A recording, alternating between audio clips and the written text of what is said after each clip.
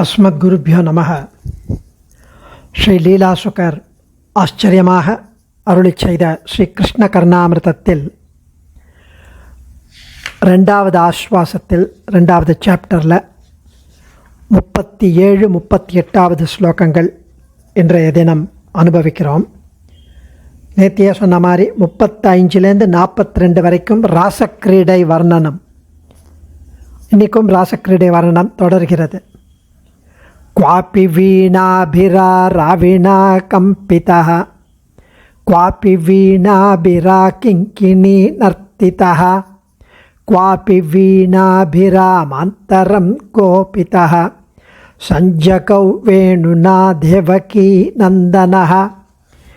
இந்த 35லேருந்து 42 வரைக்கும் கடைசி லைன் சஞ்சகௌ வேணுனா தேவகி நந்தனः அப்படின்னா அந்த வட்டத்தின் மத்தியில் தேவகி மைந்தன் புல்லாங்குழலை எடுத்து கானம் இசைத்தான், கானம் செய்தான். அந்த தேவகி மைந்தன் தனது குழலினால் புல்லாங்குழலினால் இனிமையாக கானம் செய்தான். சஞ்சகௌ வேணுனா தேவகி நந்தனக. क्वापि वीणाभिरा राविणा कम्पितः क्वापि वीणाभिरा किङ्किणी नर्तितः क्वापि वीणाभिरामान्तरं गोपितः सञ्जगौ வேணுனா தேவகி நந்தனः. ஒரு பக்கம் சில கோபியர்கள் வீணையை மீட்டி கானம் செய்தார்களாம். அந்த இசையை கேட்டு கண்ணன் தலையை ஆட்டி உடலை குலுக்கி ரசிச்சுருக்கான் அவன் அறியாமல்.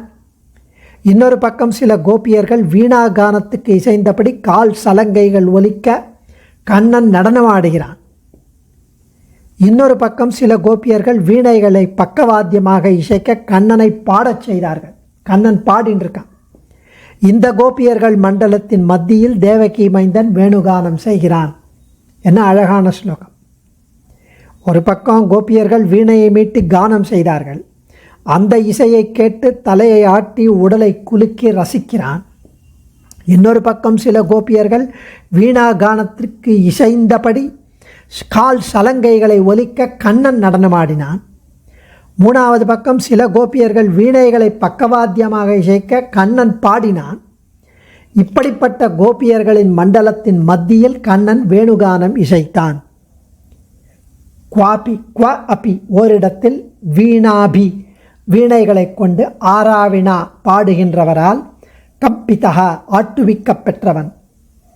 குவா அபி ஓரிடத்தில் வீணாபினா வீணையை ஒத்த ஒலியை கிங்கினி சலங்கைகளால் நர்த்திதக நர்த்தனம் செய்யும்படி தூண்டப்பெற்றவன் கண்ணன். குவாபி இன்னொரு இடத்தில் வீணா அபிராம அந்தரம் வீணையின் நாதம் போன்ற இனிய குரலில் காயிதக அது பாடினான். பிதக பாடினான், பாடும்படி செய்யப்பெற்றவன். அப்படிப்பட்ட தேவகி நந்தனன் கிருஷ்ணன் வேணுனா குழல் கொண்டு சஞ்சகௌ இனிமையாக பாடினான். சாரு சந்திராவல்லி லோச்சனை ஜும்பிதः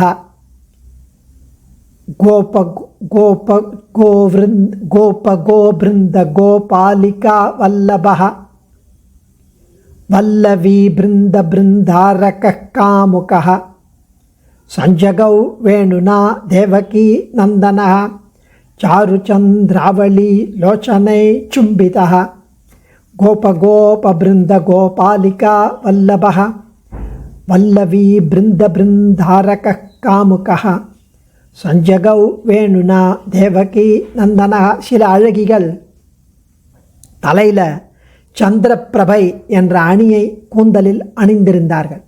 அழகா சந்திரப்பிரபை ஒரு ஆபரணத்தை அணிஞ்சுண்டு அழகா அவர்கள் கண்ணனை ஆர்வமுடன் நோக்கிய விதம். அப்படி சந்திரப்பிரபை போட்டுருந்த அந்த அழகிகள் கண்ணனை பார்வையிலேயே முத்தமிடுகிறார்களாம். தங்கள் கண்களாலேயே முத்தமிட்டது போல் இருந்தது. அவன் ஆயர்பாடி மங்கைகளுக்கு ஒரு காதலன் மட்டுமல்ல, அவர்கள் தெய்வம். அது மட்டுமல்ல, கோபர்கள், பசு மந்தைகள், கோபியர்கள் எல்லாருக்கும் அவன் நாயகன். இப்படிப்பட்ட தேவகி மைந்தன் தனது குழலினால் இனிமையாக கானம் செய்தான்.